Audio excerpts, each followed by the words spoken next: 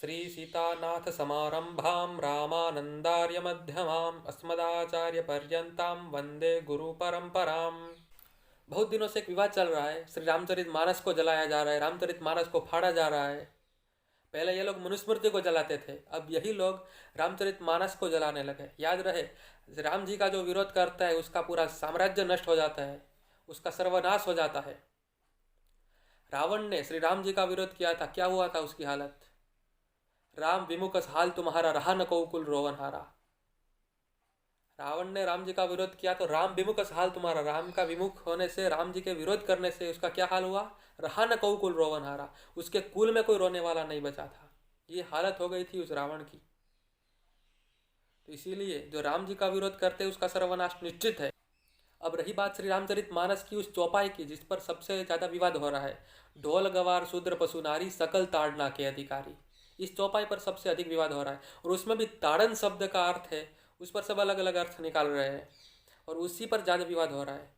ये लोग कहते हैं ताड़न शब्द का अर्थ होता है मारना पीटना। कोई ताड़न का अर्थ कहता है देखना, कोई कहता है ताड़न का अर्थ शिक्षा करना, कोई कहता है कि ताड़न का अर्थ मारना पीटना, कोई कहता है दंड देना। अलग अलग अर्थ ताड़ना का सब कर रहे हैं। तो ताड़न शब्द का शास्त्र सम्मत अर्थ क्या होता है ये आपको दिखाऊंगा। यह है पारिजात संस्कृत हिंदी शब्दार्थ कोश। इसमें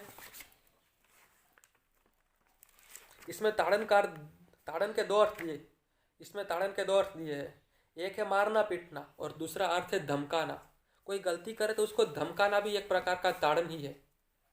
कोई यदि गलती करता है तो उसको यदि धमकाना, उसको डांटना भी एक प्रकार का ताड़न ही है। यह शब्दार्थ कोश के आधार पर।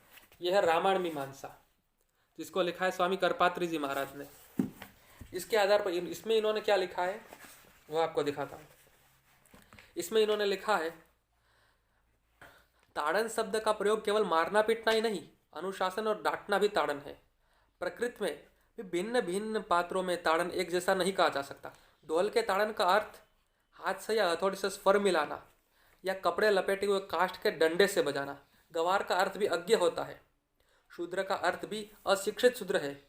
उसके ताड़न का अर्थ है उसे शिक्षित करना। उससे शिक्षित करना भी ताड़न का एक अर्थ है। अब ये तो दो अर्थ हुए। अब मैं गीता प्रेस गोरखपुर की रामचरित मानस से ही आपको इसका अर्थ दिखाता हूँ। ये गीता प्रेस गोरखपुर की रामचरित मानस, इसके टीकाकार है हनुमान प्रसाद पोद्दार। इसी से आपको अर्थ दिखाता हूँ।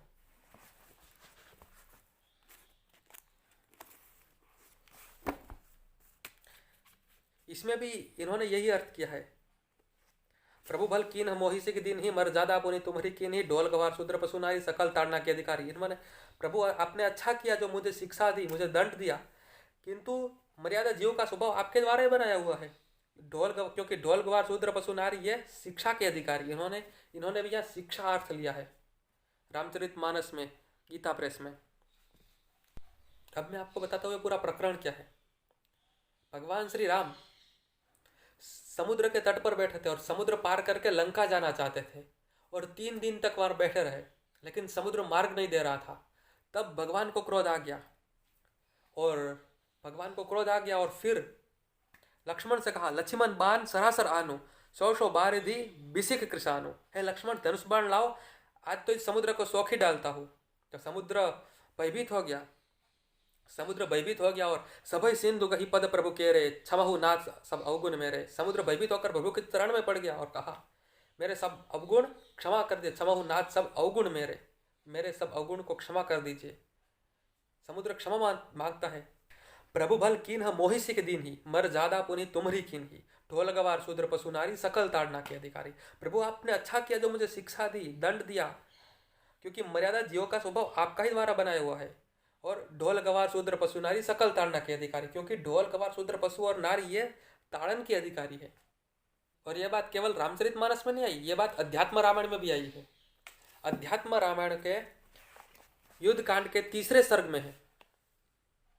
समुद्र भगवान श्री राम से कहता है, जड़ बुद्धिर जड़ो मूर्ख कथम जानामि निर्गुणम, दंड एव ही मूर्खाणम सर्व मार्ग प्रापक प्रभो।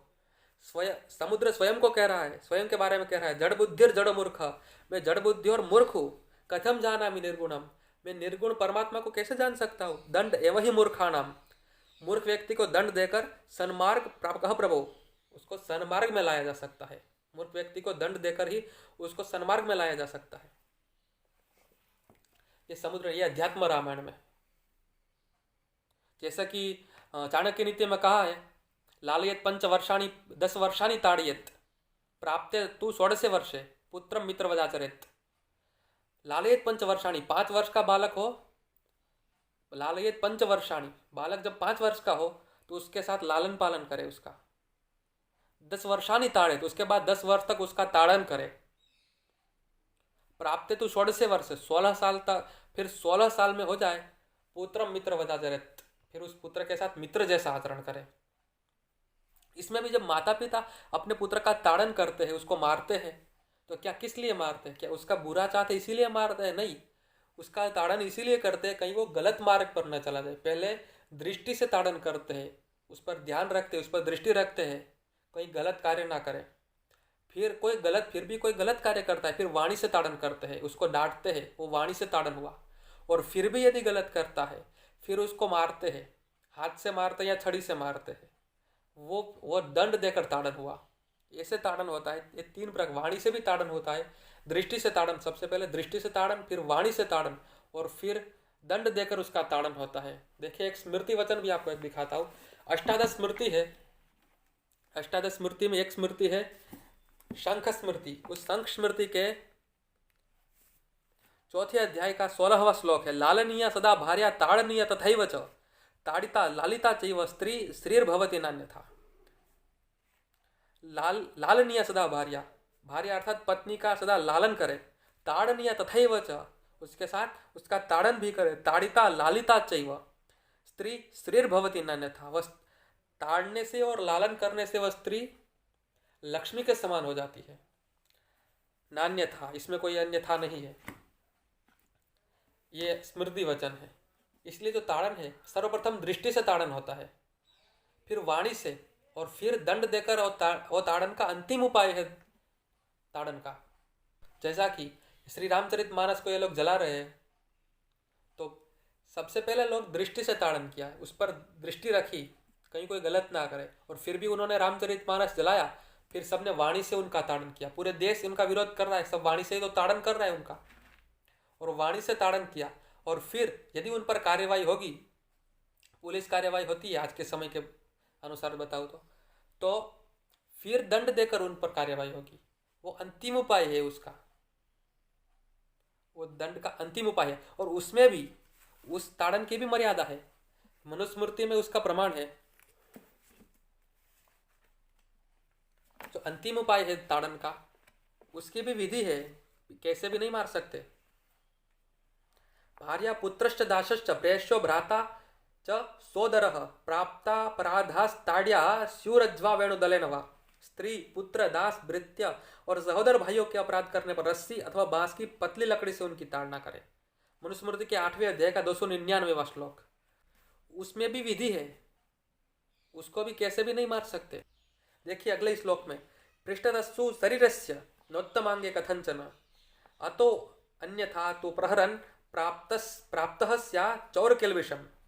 परंतु रस्सी आदि से पीठ पर ताड़ ना करे, मुख पर कदापि न मारे, अन्यथा ताड़न करने वाला चोर के समान अपराधी होता है। इसीलिए कहीं भी मारना नहीं चाहिए, पीठ पर मारने की विधि है।